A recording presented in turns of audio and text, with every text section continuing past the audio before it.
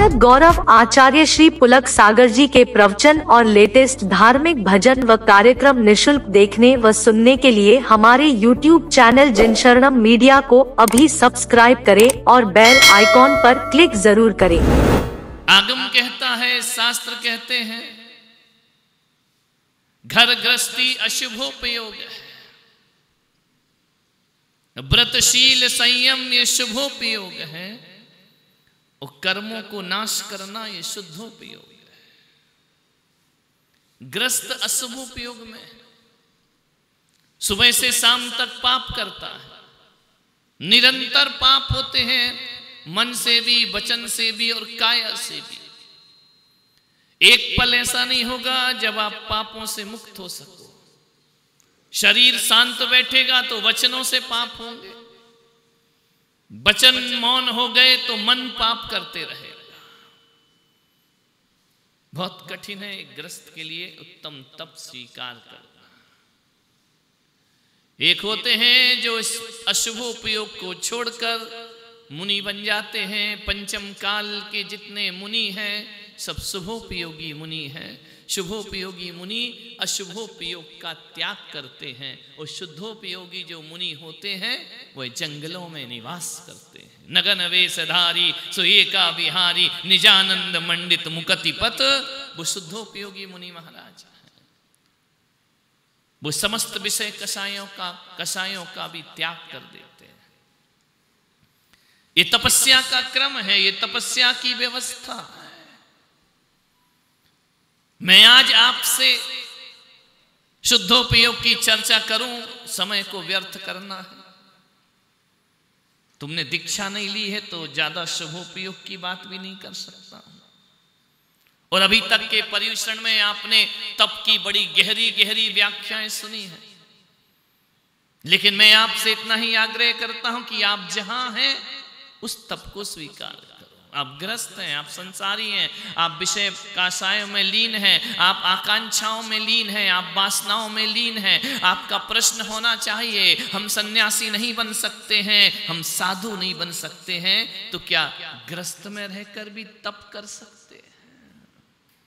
विचार करिए, सोचना है क्या होगा शुद्धोपयोगी साधुओं का वर्णन सुनकर।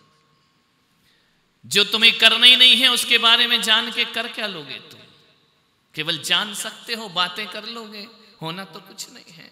इतने वर्षों से उत्तम तप की पूजा कर रहे हो, कितना तप आया हमारे जीवन में? कोई तप नहीं आया। ध्यान रखना, बड़ी बड़ी बातों से दुनिया कुछ नहीं हुआ करती है। जिंदगी में परिवर्तन नहीं आया करता है, परिवर्तन आता है हमारे जीवन में क्या है। कैसी कैसी जीवन में तप को लेकर के आदमी इस तपस्या को लेकर बहकता है। तप से डरते हैं लोग, साधुओं के पास क्यों नहीं जाते? कोई तप पकड़ा दिया तो, कोई त्याग करा दिया तो, कोई नियम दे दिया तो हमको नहीं जाना उनके पास। हाँ सुख चाहिए, हाँ सुख तो चाहिए, पाबंदियां नहीं चाहिए। ध्यान रखना। एक बात बताओ, ये धर्म में इतनी पाबंदियां क्यों हैं?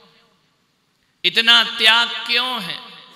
कल नमक नहीं, आज हरी नहीं, फिर मीठा नहीं, ये नहीं करो, वो नहीं करो, झूठ नहीं बोलो, ये नहीं करो, वैसा नहीं करो।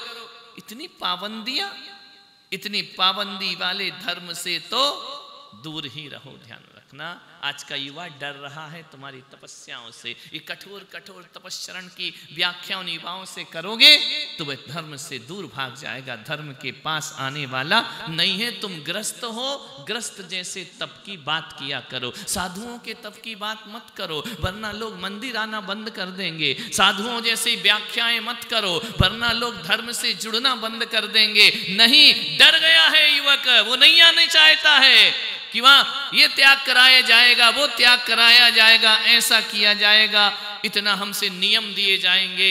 ऐसा करोगे तो लोग धर्म से दूर भाग जाएंगे। डरते हैं लोग अभी तप से। एक बच्चा है ना, वो एक चाकू उठा ले, छोटा बच्चा, और मुंह में डाल दे तो मां क्या कहेगी? क्या बोलेगी माँ? बोलो माताओं, बन तो गई हो, क्या बोलोगी? एक चाकू नहीं कट जाएगा, चाकू रख। वो फिर चाकू रख देता है, दौड़ के किचन में जाता है, कप उठा लेता है। फिर मां का एक कप नहीं उठा, टूट जाएगा। वो कप रख देता है, जाके गुलदस्ता छूता है, ए ये मत छुओ। वो कहता है गुलदस्ता भी नहीं छू, कप भी नहीं छू, चाकू भी नहीं उठाऊं, ये नहीं कर वो नहीं कर। सोफे से कूदता है, ए कूद मत। वो बच्चा कहता ऐसा है तो मैं घर से ही चला बाहर। तो मां कहती अभी ठहर, जा मत, बाहर नहीं जाना, मैं लेके चलूं। अब करे क्या बच्चा बेचारा, अब घर में कुछ कर, मोबाइल ले तो मोबाइल छीनते, ये नहीं कर ये नहीं कर, ऐसा नहीं कर वैसा नहीं कर। अब इतनी सारी पाबंदियां लगेंगी, उसका बचपन कैसा होगा, ध्यान रखिए। मैं ये नहीं कह रहा हूं कि प्लेट तोड़ने दो, मैं ये नहीं कह रहा हूं कि उसे मुंह में चाकू लेने दो, लेकिन बच्चे को ये सब बुरा लगता है या नहीं लगता है? बुरा लगता है, मचल जाता है, फैल जाता है, लेट जाता है, रोने लगता है जोर जोर से। देख रहे हैं ना बच्चे यहां पर। लेकिन एक बात बताओ, ये सब जो वर्जनाएं मां लगा रही है, ये बच्चे के हित में है कि अहित में है? बोलिए।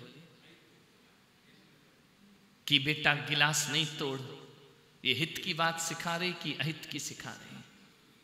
बोलिए। बच्चे के हित में है ना, उसकी भलाई में है ना। लेकिन जब सिखाती है तो बच्चे को कैसा लगता है? बुरा लगता है। ध्यान रखना, तुम्हारी जिंदगी भी बच्चों जैसी नहीं है क्या? हम कहते हैं झूठ मत बोल, बुरा लगता है ना। चोरी मत कर, बुरा लगता है ना। किसी की ईर्ष्या मत कर, बुरा लगता है ना। जैसे उस बच्चे को हर चीज का बुरा लगता है, वैसे धर्म तुम्हें कहता है तो तुम्हें भी बुरा लगता है। अब बताओ बच्चे की सोच में और तुम्हारी सोच में क्या अंतर है?